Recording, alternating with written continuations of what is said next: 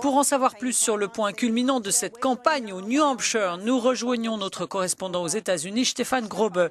Les candidats ont lutté impitoyablement après l'épreuve de force de l'Iowa. Leur stratégie a-t-elle changé depuis? Eh bien, le New Hampshire, évidemment, a un électorat différent de l'Iowa et les stratégies des candidats reflètent cela. Prenons par exemple le cas des Républicains. Vous avez deux candidats conservateurs, Ted Cruz et Marco Rubio, qui essayent de garder relativement profil bas ici parce qu'il y a moins de chrétiens born again, d'évangélistes que dans l'Iowa. Alors, ces deux candidats ont juste besoin de résultats relatifs d'ici la fin du mois pour affronter ensuite les États plus importants. Prenez Donald Trump, qui a été humilié pour sa deuxième place dans l'Iowa. Maintenant, il essaye de faire un bon score ici pour rester au cœur de la bataille et continuer à compter. Et puis aussi, évidemment, vous avez les gouverneurs et les anciens gouverneurs qui ont tous fait des scores catastrophiques dans l'Iowa. Ils sont dans la course, ils jouent leur survie. S'ils ne font pas de bons scores ici dans le New Hampshire, ils devront peut-être abandonner la course plus tôt que prévu. New Hampshire, they might drop out of the race anytime soon. On the Democratic side, du côté démocrate, nous avons cette bataille très dure entre Hillary Clinton et Bernie Sanders. Bernie Sanders a besoin d'une victoire ici pour rester dans la course.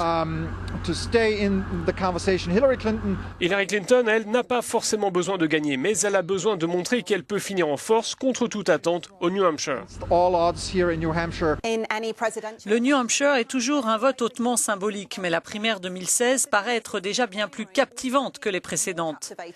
Quel est l'état d'esprit des électeurs avec la grosse machinerie de campagne et l'attention des médias du monde entier?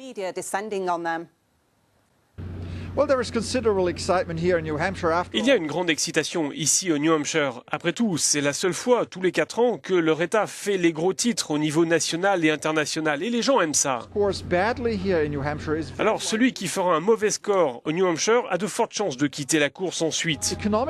Maintenant, économiquement, l'État est en bonne santé, en meilleure santé que la moyenne des États-Unis.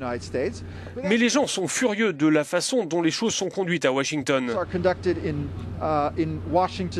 Les démocrates sont furieux parce qu'ils pensent qu'Obama n'a pas été assez à gauche, alors ils imaginent qu'ils peuvent faire mieux. Quant aux républicains, ils sont en colère parce que malgré leur énorme majorité au Congrès, ils ont laissé Obama imposer son agenda politique et ça, ils détestent. Ils veulent voir un nouveau président républicain annuler toutes les réalisations d'Obama. And they want to see a new Republican president undo all the Obama accomplishments. Stefan Grobe in New Hampshire, thank you very much.